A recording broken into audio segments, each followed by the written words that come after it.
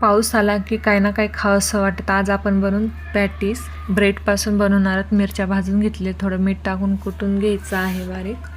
तेलामध्ये मोहरी टाकून घेतलेली आहे, कुटलेल्या मिरच्या टाकलेल्या आहेत, थोडीशी हळद टाकून घ्यायची आहे, आलू टाकून घ्यायचं आहे आणि धने पावडर पण मी टाकलेली आहे. त्याचा व्हिडिओ नाही केला. धने पावडर पण टाका तुम्ही.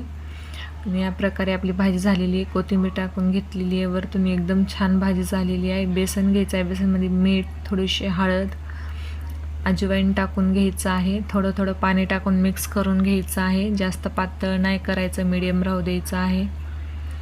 आणि खूप छान होते. तुम्ही पण करून खा.